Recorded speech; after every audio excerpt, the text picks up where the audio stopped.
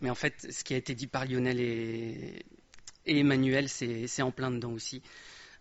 Pascal il a commencé avec « Vous êtes le temple de Dieu ». On a chanté « Ce qui n'était cher n'a plus de valeur ». Et Pascal a dit plusieurs fois « Dieu, il va habiter confortablement avec nous ». Et le titre de ma prédication, c'est « Suis-je confortable avec Jésus ?» Alors, vous m'arrêtez pas. Comme il y en a beaucoup qui le savent, on a une panne de chauffage à la maison depuis un mois maintenant. On a fêté un mois hier. On a fêté en poussant un petit peu les radiateurs.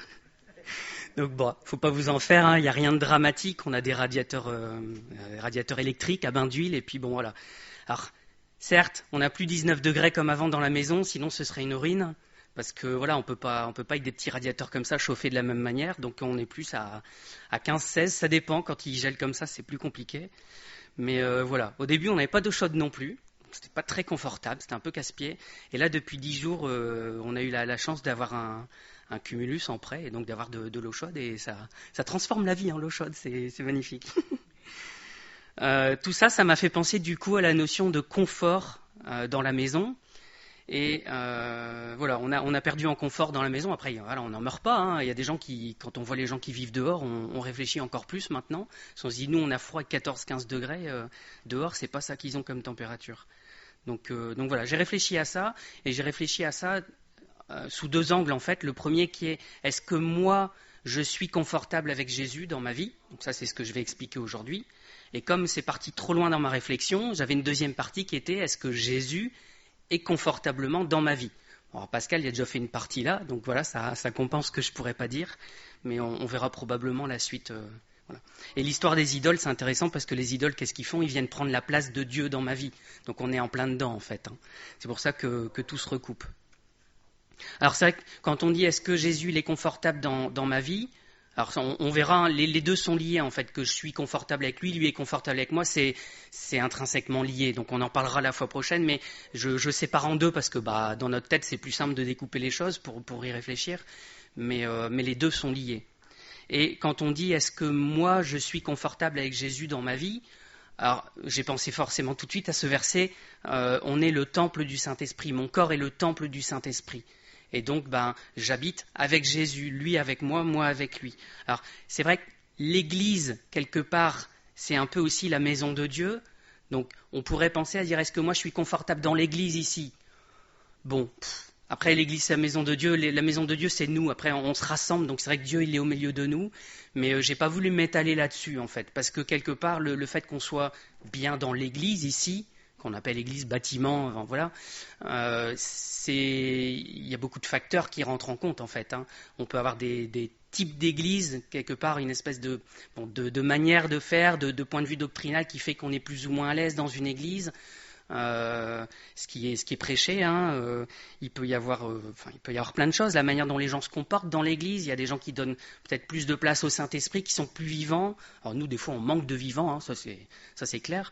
Mais voilà, il y a des choses qui font qu'on peut se sentir plus ou moins à l'aise dans une église. Bon, je ne vais pas m'étaler là-dessus. Moi, je pense que le plus important, c'est que notre corps est le temple du Saint-Esprit. Et donc, est-ce que je suis confortablement avec Jésus dans ma vie? C'est lié à ma vie, à moi, à mon corps à moi en fait, voilà, à ma vie. Est-ce que l'idée que Dieu vienne s'installer avec moi, ça me laisse en paix? Est-ce que je suis totalement d'accord avec ça? Vous allez voir après par la suite, hein, je vais détailler un peu. Est-ce que je suis d'accord à 100% avec ça?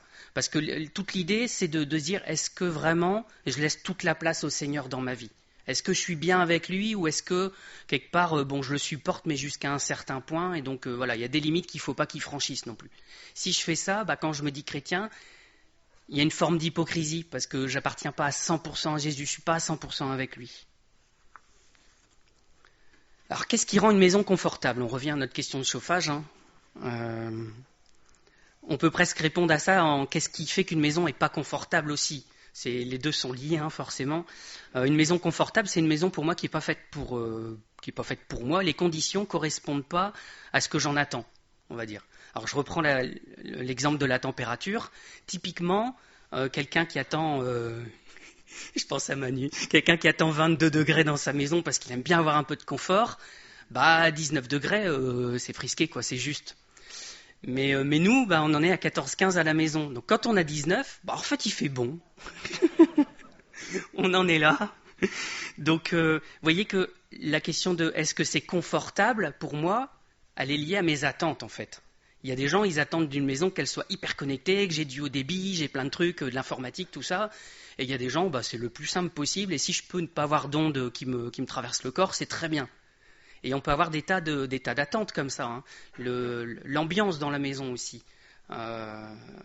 J'aurais tendance à dire que moi, je serais plus pour le silence monacal, tranquille, voilà, on s'entend. Tranquille, on s'entend respirer, quoi. Hein. C'est calme. Ce qu'on vit pas souvent à la maison. Mais c'est pas très compatible avec la présence d'enfants, en fait. Hein. Mais voilà, il y a des gens, ils aiment bien quand il y a de l'ambiance tout le temps, qu'il y a toujours un peu de passage, un peu de discussion, voire un fond musical. Voilà, c'est pareil au travail. Hein. Il y a des gens, ils vont avoir besoin d'un silence complet pour travailler, et d'autres qui auront besoin d'un petit fond musical histoire de se concentrer. Moi, le fond musical, il a tendance à me déconcentrer. Mais bon. Donc, vous voyez que ça dépend de qu'est-ce que j'en attends, en fait. Et du coup, si je reprends ma question de départ, est-ce que je suis confortable avec Jésus dans ma vie ? Ça dépend de ce que j'attends de lui, en fait.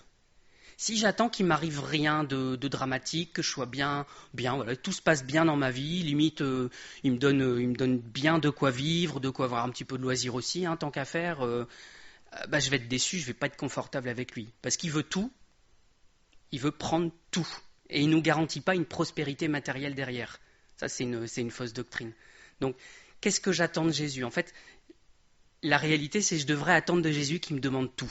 Si je suis d'accord avec cette idée-là, voilà, je vais être confortable avec lui, j'attends rien, je lui donne tout, et puis lui, il se débrouille avec ma vie.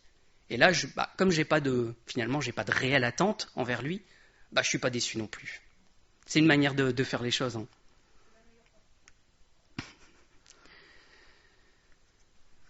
Alors, ce que je me suis dit aussi en pensant à ces attentes, c'est ce qu'on a dit tout à l'heure. Alors, dans le chant, c'était « ce qui m'était cher n'a plus de valeur ». Je l'ai noté parce qu'après on zappe une fois qu'on est au micro. Notre système de valeurs, il change. Et il change pourquoi ? Parce que le Seigneur, il nous transforme par son esprit et il nous transforme par sa parole. Et au plus je lis sa parole, au plus mes attentes, elles changent en fait. Je m'aperçois que c'est pas centré sur ma petite vie à moi, mais c'est centré sur lui. Et finalement, je m'aperçois que ce ne sont pas mes attentes, mais les siennes. Alors, il ne s'agit pas de se mettre une barre comme ça, de dire « Ah, Dieu, il attend ça et ça de moi, et moi, je suis rien ». On sait qu'on n'est rien, en fait. Il faut partir de cette base-là et après se mettre à disposition du Seigneur. Mais voilà, il faut vraiment qu'on travaille sur qu'est-ce qu'on attend du Seigneur dans nos vies pour pas être déçu et pour être bien avec lui. Alors, je vais illustrer mes propos avec une autre image. Après, on va en arriver à des choses bibliques, hein, vous inquiétez pas. On peut être inconfortable dans notre propre corps. Ça paraît peut-être bizarre, mais je suis malheureusement pas complètement débarrassé de mon eczéma. Cet été, j'ai fait une allergie à la crème solaire et ça a été la cata parce qu'en 3-4 jours, on se recouvre d'eczéma, on se gratte, on s'arrache. Bon, je vous fais pas un schéma, sinon vous n'allez pas manger ce midi, mais la peau est dans un vilain état et voilà. Et j'ai fait une allergie à un changement de lessive en septembre et un changement de lessive là il y a une dizaine de jours. Il suffit que la lessive est la même, mais la composition a changé, et puis voilà, c'est la catastrophe. Et comme ils n'arrêtent pas de changer leur formule pour faire de mieux en mieux, il y a toujours un risque. Donc, quand c'est comme ça, on se dit, qu'est-ce qui se passe ? J'ai dû manger un truc qu'il ne fallait pas, parce qu'en général, c'est plus ça. Hein, je vais craquer pour du chocolat alors qu'il ne faut pas, ou voilà. J'ai mangé un truc qui contient un allergène et ça ne passe pas. Alors, on élimine ça, et puis, mince, ça continue à gratter, puis faut un certain nombre de jours avant de se rendre compte que ça ne fait pas effet, hein. Donc on se dit mince, j'ai trop caressé le chat. Bon, cet été on était loin des chats, c'était pas leur faute, mais j'ai peut-être trop caressé. Puis à force je me gratte, je me touche. Bon, c'était pas ça non plus. Et à force d'en arriver à enlever les choses une par une, on se retrouve avec la chose qui est problématique. On se dit mince, on a changé de lessive il y a 3 semaines. Ça se trouve c'était ça. Ça fait combien de temps que je me gratte ? 3 semaines. Ok, c'est bon, c'est ça. Bon, voilà. Donc quelque part, on est mal dans notre propre corps parce qu'on se gratte, on n'est pas bien et on ne sait pas on peut pas, je sais pas comment dire, on peut pas s'extraire de son propre corps. On est dedans tout le temps et puis quand on n'est pas bien, voilà. Alors l'eczéma, c'est pas dramatique, hein, mais il y a un inconfort en fait. Voilà, ça reste dans cette histoire de confort. Et il y a plein de raisons pour lesquelles on peut être pas confortable dans son corps. On peut être pas confortable à cause des rhumatismes, à cause d'une maladie, quand on est fiévreux, tout bêtement. Hein, on a un rhume, on n'est pas bien. Et on peut pas s'extraire de ça, on est coincé dedans. Mais voilà, bon, le rhume c'est un petit peu différent. Hein. qui me marque avec l'eczéma, c'est qu'en fait, tout ça, c'est à cause de moi. Alors c'est à cause de moi, parce que je mange des trucs qu'il faut pas, parce que je touche au chat alors qu'il faut pas, ou voilà, parce que je regarde peut-être pas assez les compositions des trucs que je mets sur ma peau. Mais en tout cas, c'est à cause de moi parce que je donne un truc à mon corps qui supporte pas, et c'est à cause de moi parce que c'est mon système immunitaire qui surréagit et qui dit stop à l'envahisseur, je bloque tout et puis je réagis à fond pour être sûr de l'éliminer. Donc l'eczéma c'est ça, il y a un allergène et puis le corps il surréagit et ça crée les boutons, les plaques et tout ce qui va avec. Donc je me disais, est-ce que des fois on n'est pas comme ça avec le Seigneur dans nos vies? C'est-à-dire que en plus, l'eczéma, c'est un peu vicieux parce qu'on s'en rend pas compte. Je vous dis, des fois, on peut passer une semaine avant de se dire, mince, c'est pas normal, il y a un truc qui va pas.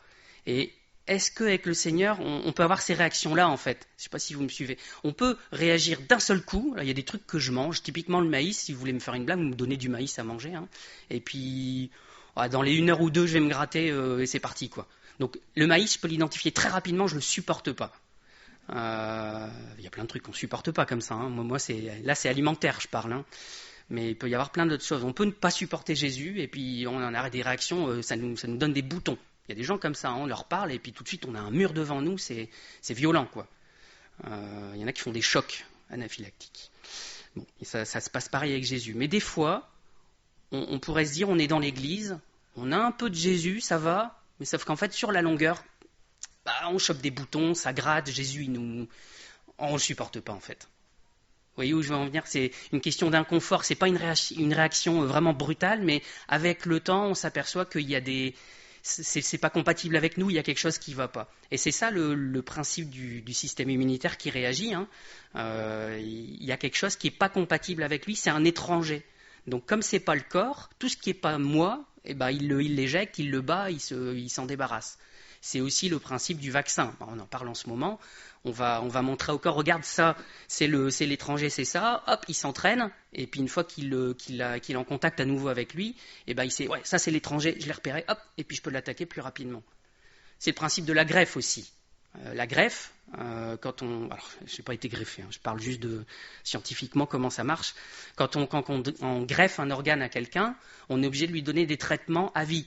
Et les traitements anti-rejet, qu'est-ce que c'est? C'est un traitement pour réduire le système immunitaire, pour éviter qu'il réagisse, qu'il reconnaisse l'organe. Alors je dis organe, un bras, peu importe l'organe en fait, mais pour éviter qu'il reconnaisse l'organe comme étant étranger, qu'il le batte et qu'il le détruise en fait. Et donc la solution, quelque part, alors je sais bien que c'est à double tranchant l'interprétation, mais que ça soit pour l'eczéma ou pour la greffe, la solution, c'est de réduire mon moi, quelque part. C'est de prendre un traitement qui va baisser mes défenses immunitaires et qui fait que je ne vais pas réagir comme ça. Donc, alors je sais bien que on peut le voir comme quelque chose de négatif, ça a des effets assez négatifs dans la santé des gens, ces traitements-là, mais malheureusement, dans ces circonstances-là, on est obligé d'en prendre. Et le but de ça, c'est réduire mon moi pour que je réagisse moins. Et donc je trouvais l'image intéressante par rapport au Seigneur, finalement. On devrait tous avoir une réaction plus ou moins allergique au Seigneur, parce qu'en fait, on n'est pas compatible avec lui de base. On est incompatible et donc ça doit nous gratter, ça doit nous démanger. Si ça ne démange pas, il y a un problème aussi, en fait. À un moment donné, ça va forcément ressortir. On va forcément avoir des plaques et se gratter et être pas bien. Je parle parce que c'est ce que je connais bien. Mais la solution à ça, c'est que mon moi, il disparaisse. Parce que s'il n'est plus là, il ne se battra plus contre Jésus. Il n'y aura plus cette réaction. Et il n'y a pas d'autre solution. On ne peut pas transformer le moi, essayer de le réduire. Voilà. Il n'y a pas d'autre solution que de le faire disparaître complètement. Et ça, c'est ce que Paul dit dans Romains 8, qu'on ira lire après. Bon, pour l'eczéma, c'est la même chose. Il y a les corticoïdes qui sont des anti-inflammatoires. Et maintenant, il y a des traitements... j'ai un traitement qui s'appelle Protopic, qui est réduire le système immunitaire juste au niveau de la peau. Comme ça, il n'y a plus de réaction au niveau de la peau. Ça marche plus ou moins bien, mais le principe, c'est ça en tout cas. Alors ce principe de réaction allergique, on le retrouve aussi dans la Bible. Quand on lit dans Jean 15, alors c'est juste 2 versets, il ne tournait pas. « Le monde vous hait, sachez qu'il m'a haï avant vous ». C'est le verbe haïr, donc c'est vraiment la réaction bien, bien forte. « Si vous étiez du monde, le monde aimerait ce qui est à lui. Mais parce que vous n'êtes pas du monde, et que je vous ai choisi du milieu du monde. À cause de cela, le monde vous hait. Donc pourquoi il vous hait? Parce que vous n'êtes pas du monde. Voilà, c'est deux natures qui sont juste opposées entre elles. Elles ne peuvent pas se tolérer l'une l'autre. Et donc voilà, le monde rejette ce qui vient de Jésus, c'est inévitable, c'est comme ça.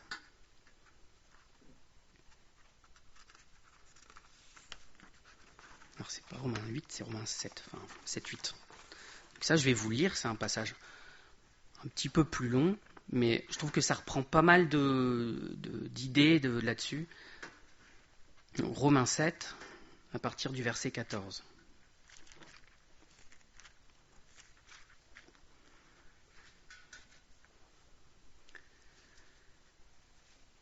Nous savons en effet que la loi est spirituelle, mais moi, je suis charnel, vendu au péché, car je ne sais pas ce que je fais.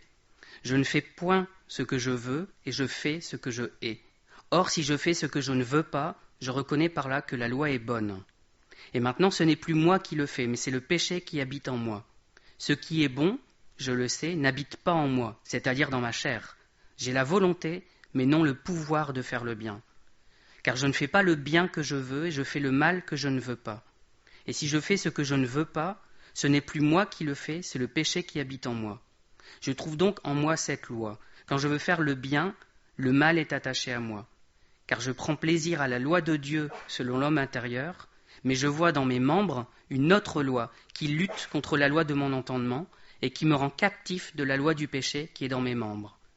Donc là on voit, il décrit vraiment les deux, le système spirituel, le système charnel, et il dit voilà, ça lutte, ça se bat, et voilà, c'est compliqué parce qu'il y a un combat entre les deux, parce que les deux ne se supportent pas.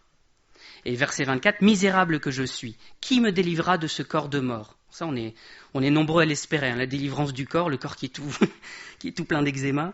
« Grâce soit rendue à Dieu par Jésus-Christ notre Seigneur. Ainsi donc, moi-même, je suis par l'entendement esclave de la loi de Dieu, et je suis par la chair esclave de la loi du péché. » Et on voit en fait que quand il dit « Misérable que je suis, qui va me délivrer ?» La réponse, il la donne juste après, au chapitre 8. Il n'y a donc maintenant aucune condamnation pour ceux qui sont en Jésus-Christ. En effet, la loi de l'esprit de vie en Jésus-Christ m'a affranchi de la loi du péché et de la mort.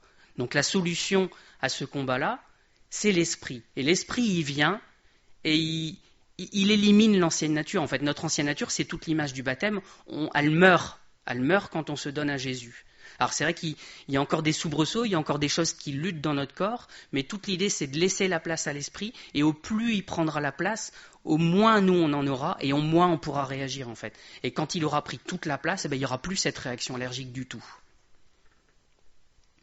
Verset 3, « Car chose impossible à la loi, parce que la chair la rendait sans force, Dieu a condamné le péché dans la chair, en envoyant, à cause du péché, son propre Fils dans une chair semblable à celle du péché. Et cela afin que la justice de la loi soit accomplie en nous. » Je ne sais plus jusqu'où je voulais aller. Si, plus loin là-bas. Et cela afin que la justice de la loi soit accomplie en nous qui marchons non selon la chair, mais selon l'esprit.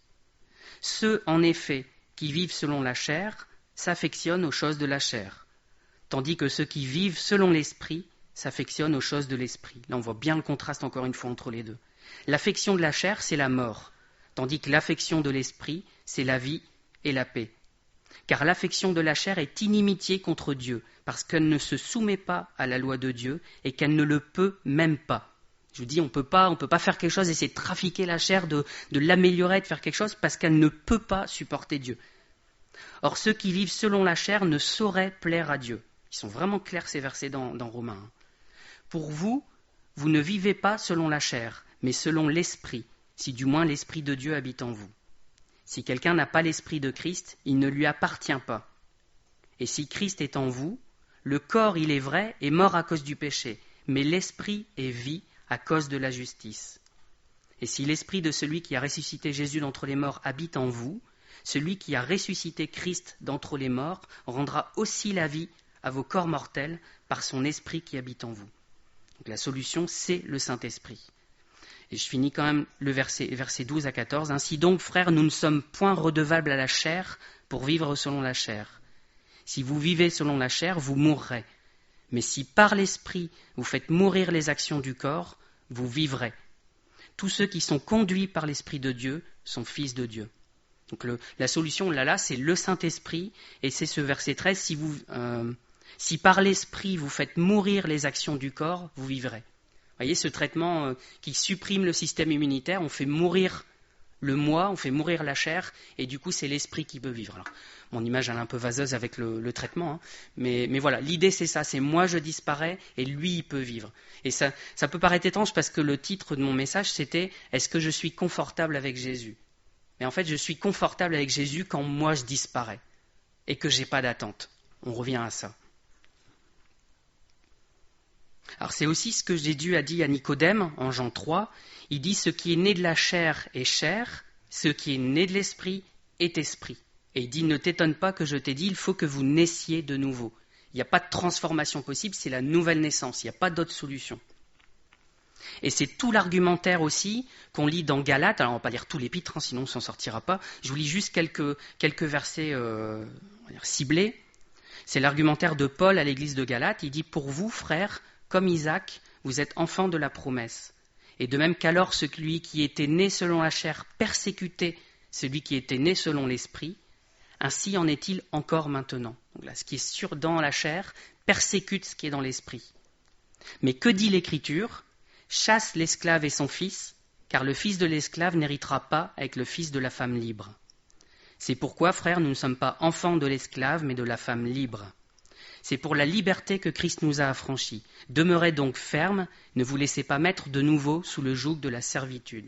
Donc il dit voilà, il y a cette limite entre la chair et l'esprit, et le Seigneur il doit nous remplir tout. Il faut pas laisser la chair ressortir et se réactiver. Elle est morte et il faut la maintenir au sol et morte. Elle ne doit pas reprendre sa vigueur. Il dit Galates 5 verset 16 aussi, je dis donc marchez selon l'esprit, et vous n'accomplirez pas les désirs de la chair. Car la chair a des désirs contraires à ceux de l'esprit, l'esprit en a de contraires à ceux de la chair. Ils sont opposés entre eux, afin que vous ne fassiez point ce que vous voudriez.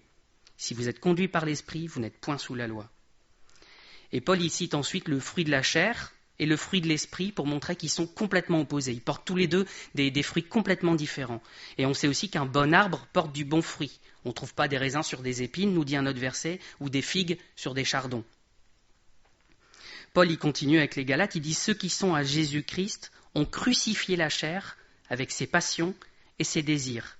Si nous vivons par l'Esprit, marchons aussi selon l'Esprit. » On voit que la première solution, quelque part, c'est de crucifier la chair. C'est-à-dire, voilà, c'est mort, Seigneur, je t'abandonne ma vie, je te la donne en entier, et je veux que ça soit toi qui vives en moi. Et c'est comme ça que je peux être à l'aise avec Jésus, parce que moi j'ai disparu, lui il a pris toute la place et il n'y a plus aucun conflit dans ma vie. Alors bien sûr, moi je suis incapable de faire ça. On n'est pas capable nous-mêmes de dire bah ouais je vais me mettre à mort moi-même, il n'y a pas de mécanisme physique, je veux dire. On ne peut pas s'auto-flageller, on n'est pas là pour ça. C'est le Seigneur qui fait l'œuvre dans nos vies, qui fait cette première œuvre. En fait c'est lui le grand médecin qui applique le traitement initial. Et on voit dans les évangiles, non pas dans les évangiles, j'ai perdu où, je ne l'ai pas noté, qui remplace, c'est dit à plusieurs endroits, il remplace là notre cœur de pierre par un cœur de chair. Vous voyez qu'on en arrive à l'image tout à l'heure de la greffe. Il est obligé de mettre sa nouvelle nature en nous et de mettre quelque chose de complètement nouveau. Il nous fait une greffe et après il faut maintenir un traitement qui fait que la chair reste sans force en fait. Et ce traitement, c'est l'esprit, c'est la parole de Dieu. Il faut continuer à nourrir tout ce qui vient de l'esprit pour faire mourir le reste à côté. J'avais une chanson en tête, mais en anglais, je ne vais pas faire de la traduction en live comme ça, mais c'était j'ai deux personnes en moi, et voilà, celui que je vais nourrir va vivre, celui que je vais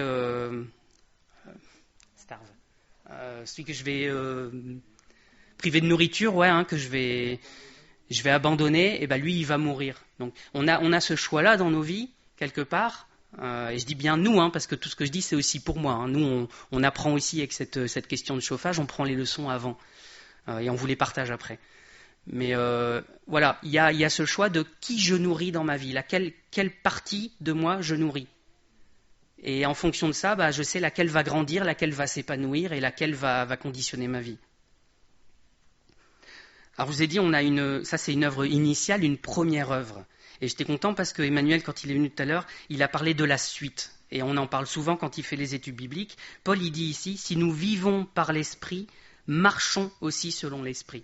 C'est-à-dire que si nous vivons par l'Esprit, ça c'est l'œuvre du départ, Dieu il nous transforme, il nous donne cette nouvelle nature, et après on marche selon l'Esprit. C'est-à-dire que c'est la sanctification dont on parle souvent, où on maintient ces conditions-là et on continue la marche en fait. Il ne s'agit pas juste d'être transformé une fois et puis après laisser. La nature, elle va vers la mort de toute façon, vers la désorganisation. Donc si on laisse les choses comme ça va mourir. Donc nous, il faut continuer de bénéficier de ce que Jésus a fait dans nos vies. Et les seuls moyens qu'on ait, c'est ça, la parole, et c'est le Saint-Esprit qui nous guide. Il n'y a pas 50 possibilités en fait pour nourrir cette nouvelle nature.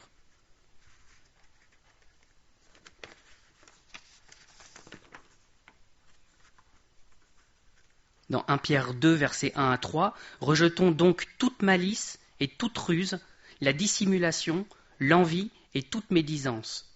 Désirez comme des enfants nouveau-nés le lait spirituel et pur, afin que par lui vous croissiez pour le salut. Si vous avez goûté que le Seigneur est bon. » Vous voyez qu'il faut rejeter toute une partie. Finalement, c'est presque Jésus qui a une réaction allergique en nous par rapport au reste, qui le rejette. Et on doit désirer le lait spirituel et pur, tout ce qui nous permet de grandir avec lui. Alors dans les exemples de réactions allergiques, je ne vais peut-être pas m'éterniser dessus parce que vous avez compris le principe, mais j'avais noté qu'il y avait les pharisiens à l'époque de Jésus. Eux, ils ont une réaction allergique par rapport à Jésus. Alors c'était brutal aussi, d'ailleurs, ils ont voulu le tuer. Vous voyez qu'il y a une inimitié entre la chair et l'esprit. C'est soit l'esprit, il met à mort la chair, soit c'est la chair qui mettra à mort tout ce qui vient de Jésus et qui le refusera. Il n'y a pas de compatibilité entre les deux. Donc les pharisiens, ils ont rejeté Jésus. Et pourquoi ? À cause de ce qu'il a dit en Jean 15 qu'on a lu tout à l'heure. Il dit « Je ne suis pas du monde, ils me haïssent parce que je ne suis pas du milieu d'eux, je ne suis pas de la même nature qu'eux. » Et ça va vous arriver de la même manière, vous n'êtes pas de la même nature qu'eux, donc vous serez haïs. Alors l'autre exemple aussi, dont j'avais parlé une fois, c'est les habitants du pays des Géraséniens. Ça c'est ceux dont le démon a été guéri. Vous savez, Jésus il sort de la barque et il va croiser l'homme qui était possédé de démons, qui vivait dans les sépulcres, et donc Jésus le guérit. Et la réaction de ces gens, c'est ils vinrent prier Jésus de s'éloigner d'eux, car ils étaient saisis d'une grande crainte. Et donc qu'est-ce qu'il a fait Jésus ? Il est monté dans la barque et il est parti. Donc il y a eu là aussi cette incompatibilité. Alors, quelque part, c'est probablement pas la guérison du démoniaque qui a posé problème. Il a guéri quelqu'un, c'est très bien, je ne vois pas ce qu'on peut trouver de mal à ça. Et je me suis dit, mais pourquoi ils réagissent comme ça ? Et ils réagissent comme ça, probablement à cause plus du troupeau, puisque c'est mentionné avant, le troupeau de cochons les démons rentrent dedans et précipitent le troupeau dans la mer. Et ils ont dû se dire, Jésus, il est incompatible avec les troupeaux de cochons. Il y a quelque chose, je peux pas, c'est soit les cochons, soit Jésus. Eux, ils ont fait le choix, ils ont dit, on garde les cochons et on vire Jésus. Choix malheureux, ça nous fait sourire forcément de la manière dont je le dis, mais c'est un choix malheureux parce que ils ont refusé l'offre du salut qui était là et ils ont préféré quelque chose qui, des cochons, quoi. Dans la Bible, c'est quand même pas glorieux. Nous, on a l'idée des jolis petits cochons roses, tout mignons, tout ça. Mais c'est des animaux qui étaient impurs, qui étaient rejetés par Dieu, dans le système lévitique. Et puis, c'est des animaux qui sont jamais sales. Ils travaillent des maladies avec eux aussi. C'est aussi pour ça qu'ils sont dans les animaux impurs. Donc voilà, ils ont choisi ça plutôt que Jésus. Et je me suis dit, ça nous montre le prix à payer en fait. À un moment donné, si on veut garder, on veut être confortable avec Jésus dans nos vies, il y a un prix à payer qui est de tout donner, y compris nos cochons qui sont sales et qui sont impurs. Et pourtant, en tant qu'homme, bien souvent, on les garde parce que ils sont mignons, finalement c'est pas si terrible que ça. Puis c'était l'Ancien Testament après, c'est plus pareil dans le Nouveau. Donc on trouve des excuses et on donne pas tout à Jésus. Donc on laisse une petite place. Et cette petite place, le diable, il l'exploite après. Et tout ce qu'il va faire, c'est essayer d'étirer l'espace et de prendre plus de place pour que Jésus, il en prenne de moins en moins.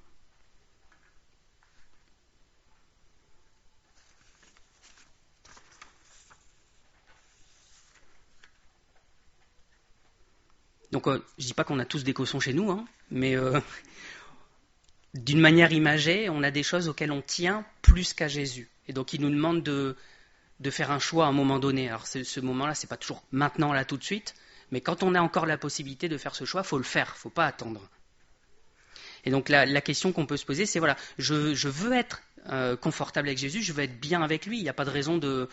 sinon, il ne faut pas l'accepter en fait, mais on ne peut pas être entre les deux. C'est soit on est bien avec lui, soit on le rejette en fait. On peut pas être en version intermédiaire.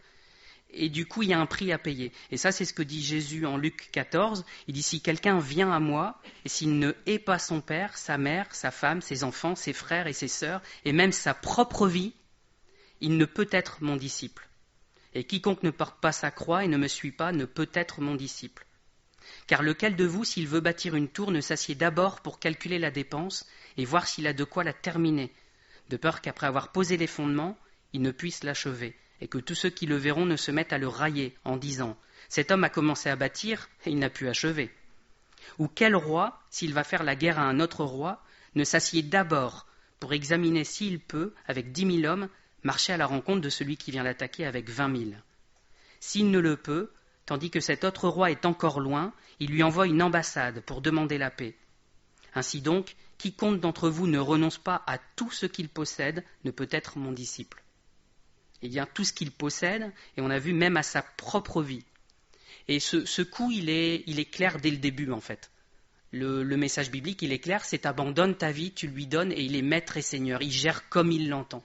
Et donc là, Jésus nous dit, voilà, l'idée, c'est de comprendre ce coup, et quand on est d'accord avec ça, eh ben on y va, et c'est tout, quoi. On assume quelque part. Mais il ne faut pas aller avec Jésus et se dire, voilà, je vais lui laisser une certaine mesure parce que Jésus, c'est une bonne philosophie quand même, c'est des bonnes choses. Mais voilà, il y a des limites. Il y a des limites. On entend ça des fois dans notre famille. Il y a des limites. J'entends ça dans ma famille, pardon. Il y a des limites aussi. Il ne faut pas que ça prenne toute ta vie non plus. Voilà. Donc, en fait, si. Malheureusement, il n'y a pas de limite. La limite, c'est tout au bout quand moi j'ai disparu. Donc, le coup peut sembler grand, mais en fait, il n'y a pas de perte pour nous parce que tout ce qu'on possède, c'est rien en fait. Et on bloque avec ça, on se dit ouais mais je dois libérer ça, donner ça à Jésus, mais on ne se rend pas compte de tout ce qu'on gagne à la place et qu'en fait on ne perd rien, on perd des choses qui n'ont pas de valeur. On revient à cette histoire de cochons, ils ont préféré garder des cochons que Jésus.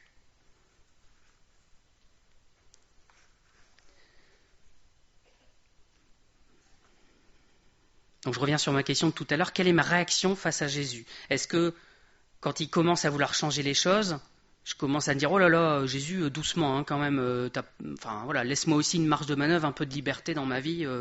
Est-ce que ma vie de chrétien elle va bien ou est-ce que c'est la galère ? Je pense à ça quand dans cette notion de confort. Si dans la vie c'est j'essaye de lire, j'essaye de prier, mais bon c'est pas facile. Donc on n'est pas confortable avec Jésus. Quand je suis dans cet état d'esprit là, je ne peux pas appeler ça un confort. Une maison confortable, c'est une maison bien chauffée. Et voilà, je suis allé voir Marie-Jeanne hier, voilà, je vais prendre cet exemple-là. Maison confortable, on s'installe, et puis 3 heures après, on se dit, va falloir que j'y aille quand même. Et on n'a pas envie de décoller parce qu'on est bien. On est bien parce qu'il fait chaud, parce qu'on est confortable, parce qu'on est en bonne compagnie, parce que, voilà, on est juste bien. Et on devrait être comme ça avec Jésus, juste être avec lui bien, et pas se poser de questions, dire, encore 10 minutes à prier, allez, je fais encore 10 minutes. Mais là, avec Marie-Jeanne, le temps il passait, et puis après c'est compliqué, et il faut expliquer à la police nationale quand on rentre après 18 heures. Donc voilà, où est-ce que j'en suis avec le Seigneur ? C'était toute l'idée de ma réflexion, est-ce que vraiment je suis bien avec lui ? Alors j'ai insisté là fort sur la notion de est-ce que moi je suis bien avec lui ? Mais en fait, les deux sont liés. Est-ce que lui, il est bien dans ma vie ? Alors Pascal en a parlé un petit peu. Jésus, quand il vient, il veut récupérer aussi une maison propre, une maison où c'est rangé, une maison où il y a de la lumière, une maison où il fait chaud. On peut mettre ces critères-là. Je sais bien que c'est matériel, c'est physique, mais il y a cette idée-là avec Jésus. Il veut une maison qui soit sainte, qui soit pure, qui soit agréable pour lui. Et si je chasse le diable et ses démons, il faut que Jésus prenne toute la place. Parce que ça, c'est aussi un verset où Jésus nous dit, s'il y a un démon qui sort, il revient, il voit la maison qui est balayée, qui est ornée, qui est décorée, mais qui est vide. Et il revient avec ses copains et ils sont encore plus nombreux qu'avant. Et la situation de cet homme, elle est encore pire qu'avant. Donc il faut surtout pas dire voilà, je fais du ménage et puis voilà, ma maison elle est belle. Non, il y a forcément quelqu'un qui va l'occuper. Et si c'est moi qui l'occupe, c'est le diable qui l'occupe. Ça, il n'y a pas de raison. C'est ou le diable ou Jésus. Moi, en fait, j'ai pas vraiment ma place là-dedans. Je vais terminer avec ça. Car ma chair est vraiment une nourriture, c'est Jésus qui dit ça, et mon sang est vraiment un breuvage. Celui qui mange ma chair, qui boit mon sang, demeure en moi, et je demeure en lui. Comme le Père qui est vivant m'a envoyé, que je vis par le Père, ainsi celui qui me mange vivra par moi. On a parlé tout à l'heure de se faire transplanter le cœur, mais en fait c'est tout le corps, c'est toute ma personne qui doit être renouvelée, qui doit être transplantée pour récupérer la vie de Jésus et le corps de Jésus. Donc on verra une fois prochaine l'aspect inverse. Je vous dis Jésus qui est bien avec moi aussi parce que c'est lié en fait. Je ne peux pas être confortable dans ma vie avec Jésus si lui n'est pas confortable dans ma vie. Voilà, forcément c'est lié, on ne peut pas les dissocier. Donc je vous laisse avec cette question-là. L'idée c'est celle de 2 Corinthiens 13. Examinez-vous vous-même pour savoir si vous êtes dans la foi. Éprouvez-vous vous-même. Ne reconnaissez-vous pas que Jésus-Christ est en vous? Donc je vous laisse cette question-là et je vais... Voilà, j'avais quand même à cœur le dernier verset, j'ai du mal à m'arrêter aussi. 1 Roi 18, verset 1, Élie s'approche de tout le peuple et dit, « Jusqu'à quand clocherez-vous des deux côtés? Si l'Éternel est Dieu, allez après lui. Si c'est Baal, allez après lui. » Et le peuple ne lui a rien répondu. Donc nous, il ne faut pas qu'on reste sans réponse, il faut qu'on réponde. Et qu'on réponde oui à la bonne personne. Donc je vais prier.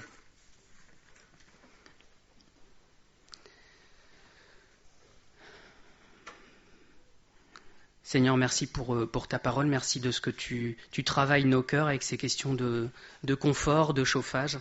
Et Seigneur, nous voulons, comme dit dans l'Apocalypse, ouvrir la porte parce que tu tapes à la porte et tu veux rentrer, tu veux dîner avec nous, rester avec nous, Seigneur. Et tu ne peux pas rester dans n'importe quelle maison. Et Seigneur, ton objectif, c'est ta gloire, bien sûr, mais c'est aussi que nous soyons heureux, Seigneur, parce que quand on est heureux, c'est pour ta gloire. Et Seigneur, merci de ce que tu veux, notre confort dans la vie. Tu veux pas qu'on vive des vies malheureuses à être tiraillés des deux côtés. Mais Seigneur, tu veux juste qu'on soit bien avec toi, dans une communion comme celle que tu avais avec Adam et Ève au tout début. Et Seigneur, fais cette œuvre dans nos cœurs. Nous te prions de nous faire cette transplantation générale, de mettre ta vie à la place de la nôtre. Et Seigneur, aide-nous après à marcher dans cette voie de sanctification, de faire mourir nos propres envies, notre propre corps, et de te laisser vivre. Seigneur, ça paraît violent, ça paraît dur, mais en fait c'est juste te laisser vivre, et c'est toi qui fais tout le reste dans nos vies. Et nous sommes reconnaissants, Seigneur, de ce que tu es là pour faire cette œuvre, parce que nous en sommes complètement incapables. Merci, Seigneur. Amen.